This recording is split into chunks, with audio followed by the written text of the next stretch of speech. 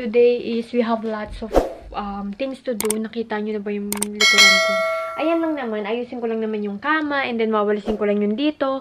Kasi malinis na yan. Nawalis na yan ng nanay ko. Nalinis niya na yan kanina. Ang kaso lang, eto kasi inayos ni Gunner. Ayan, inayos niya yan dahil nasabitan ng mga jacket namin.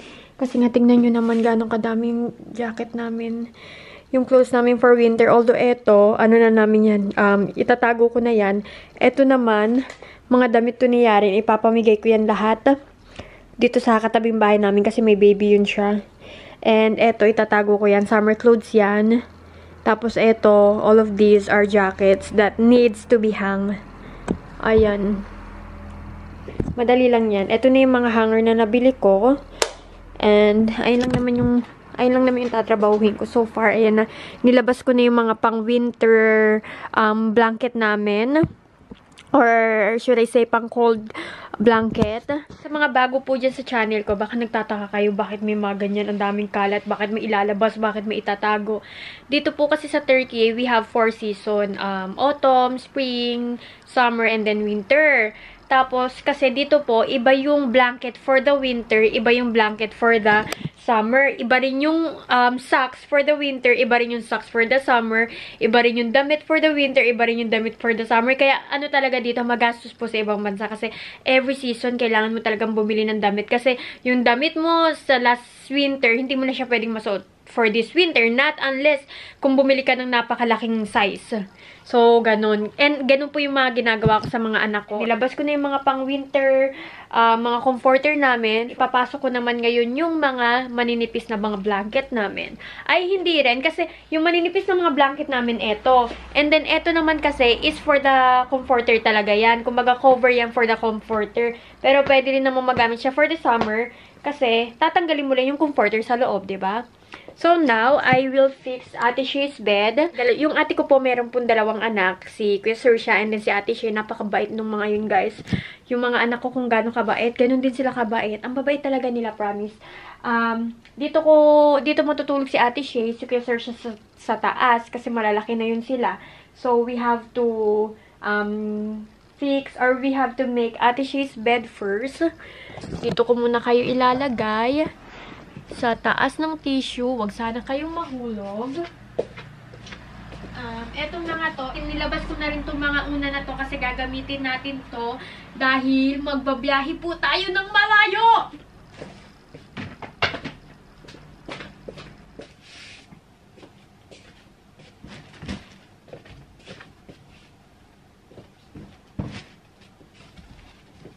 Malilinis na to siya, guys. Ako, bago ko ipasok yung mga gamit, nilalabhan ko muna yan para kung kakailanganin ko na siya for the next season, ready na, hindi ko na siya lalabhan. So, ganun po yung ginagawa ko. Like, eto, mga nilabhan ko na to.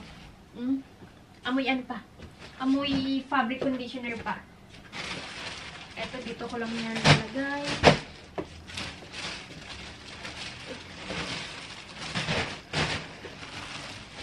Mag-ayos na tayo!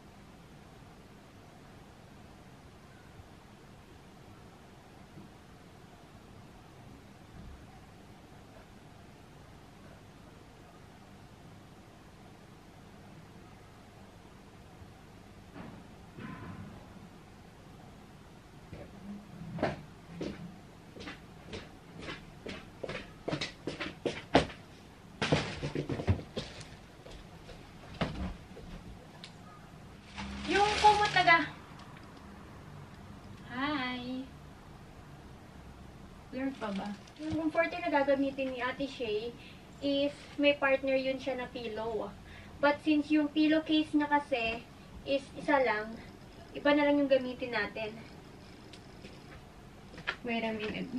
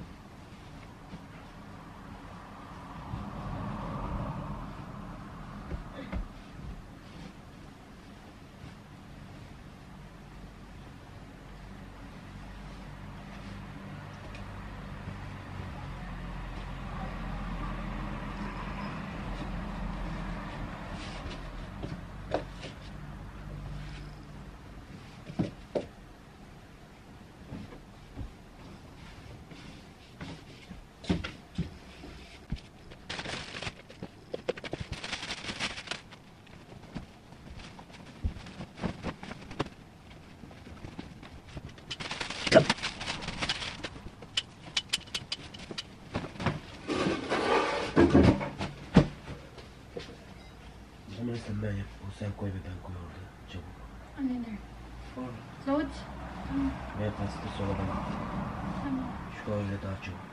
Sen koy. Ben koy yukarıda. Tamam.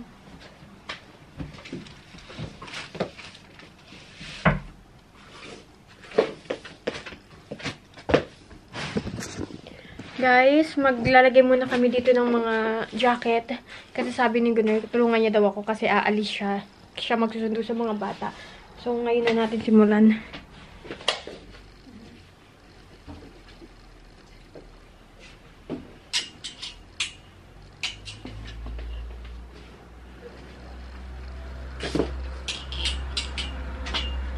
Normal.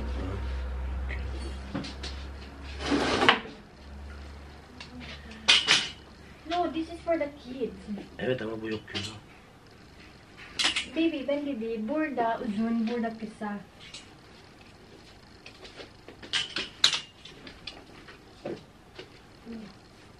Bu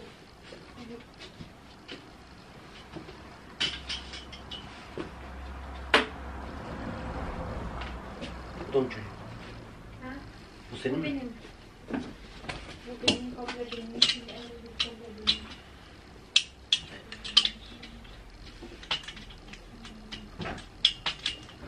Buradaki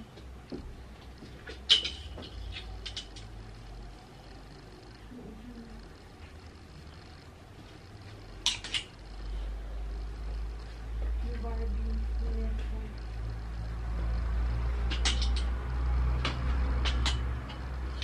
Barbie.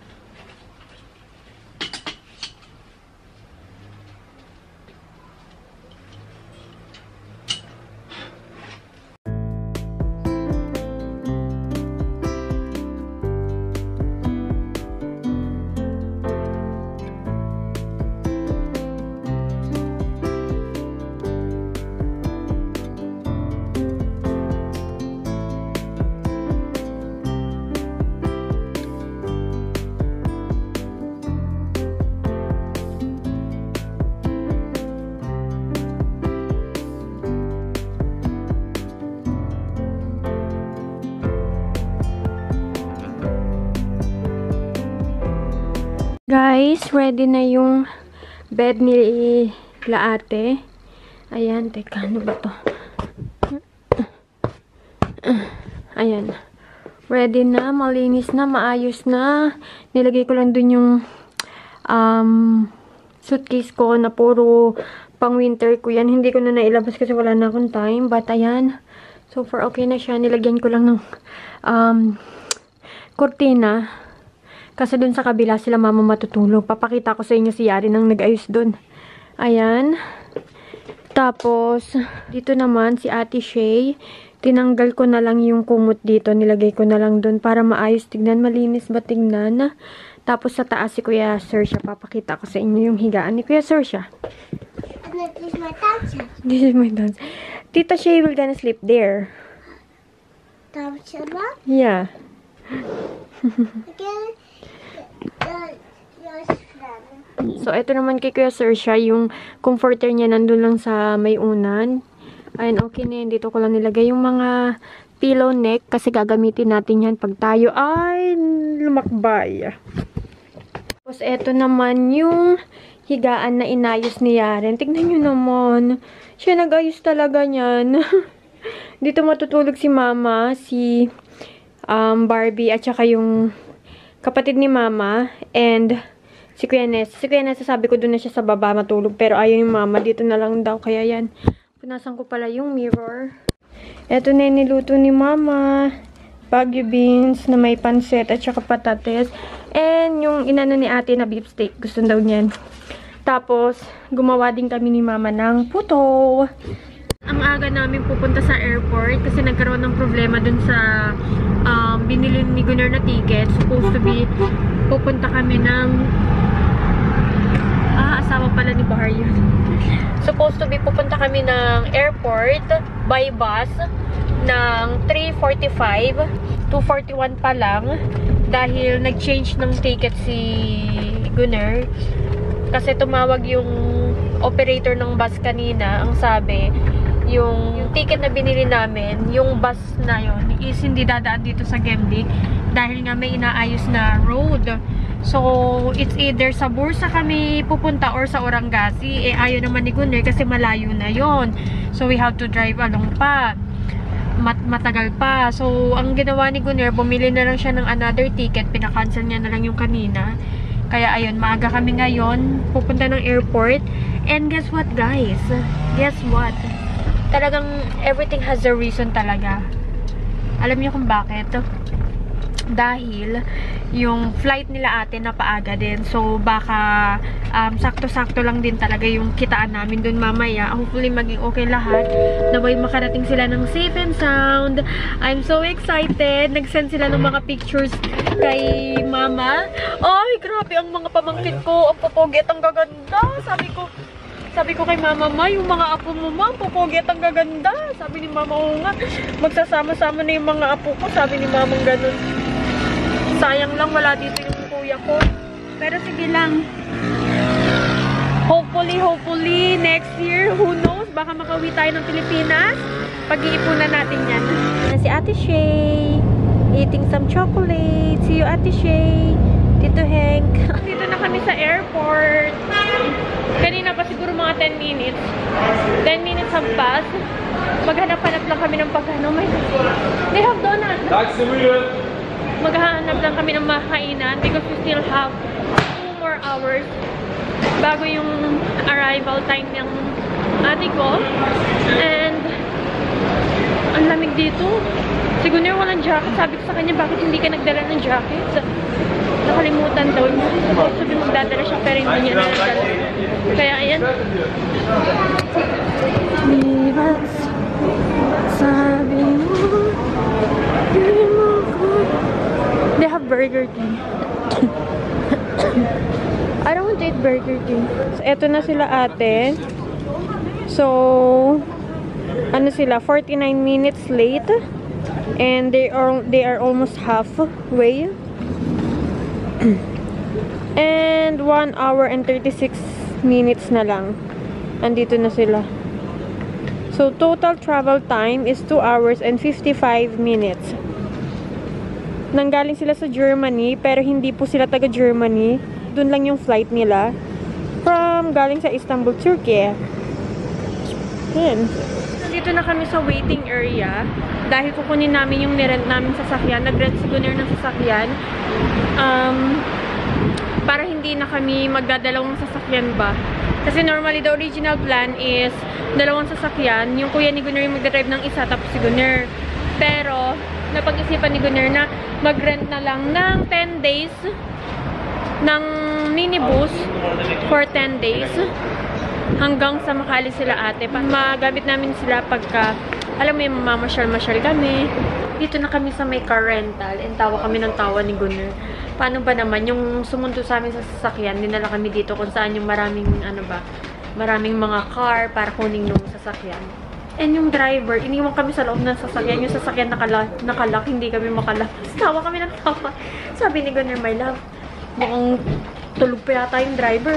Mukhang kagigising niya lang talaga. Iniwan kami sa loob. And yung ginawa ni Gunner, binuksan niya yung window. Tapos siya nagbukas.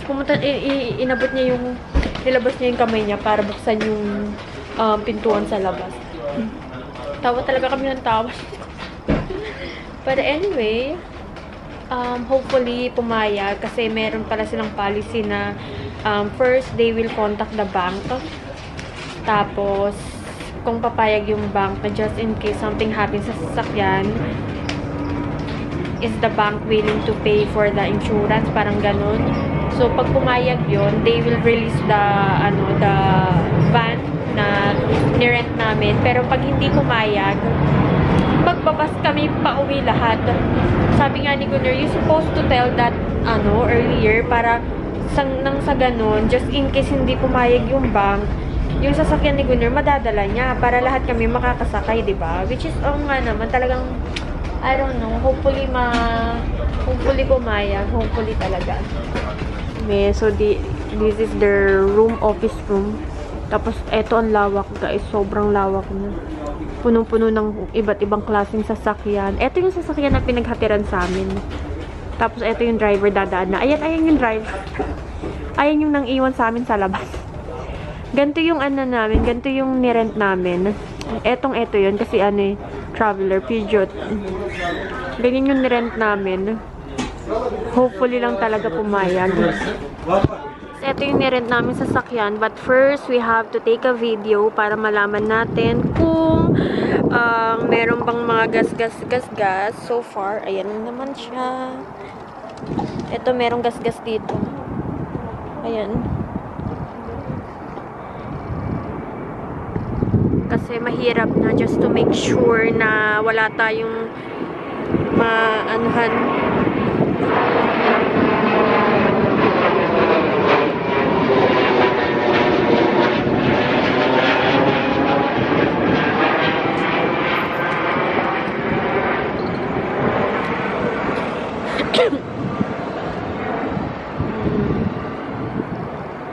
Ito muna ang kuhanan natin.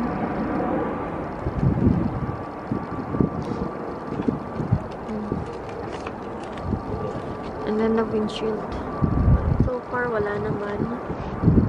Next is this one.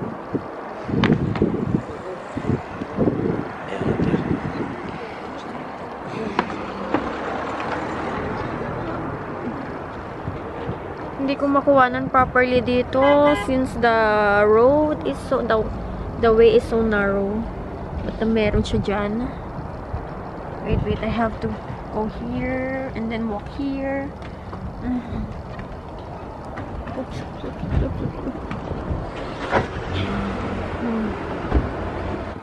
Malaki din siya, guys, in fairness, ha. Can I open it? Can I go now? Ang lamig, oh my goodness! Tignan nyo naman gano'ng kadaming sasakyan yung pinaparent nila. Iba't ibang klaseng mga, ayan, mga company. Ang dami.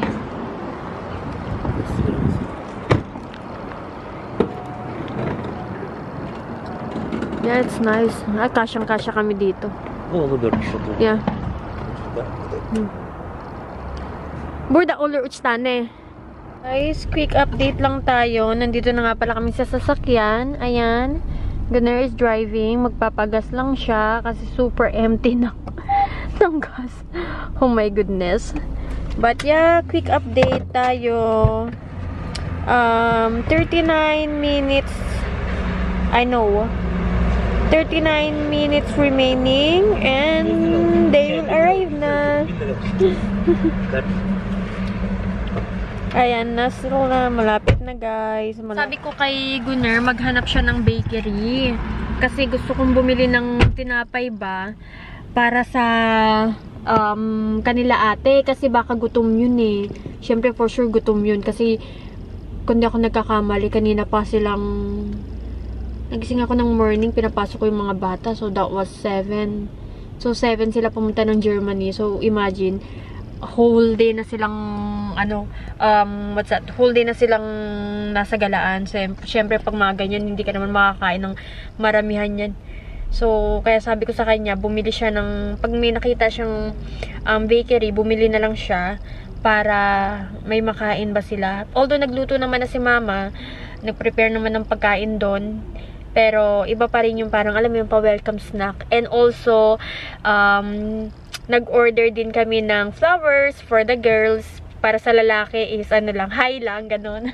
Hi, hello lang, ganun. But, yung mga bata na yung magbibigay ng flowers for the girls. Kay ate, dun sa sister ng mama ko, and kay ate Shay, which is yung pamangkin kong babae, anak ng ate ko. So, ayan. My love, we go to bakery. Outside na yung imig ko ba? Sali simit. What is this? Salo.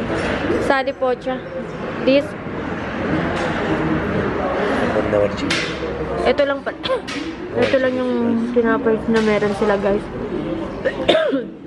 Ayan. Oh my god, there's a lot of meat. I was wondering, anong meron dito? Kanina pa kami nadaan dito. I think, 3 beses na kami dumaan dito kanina. Nagtataka ako, bakit ang dami sasakyan dito sa gilid?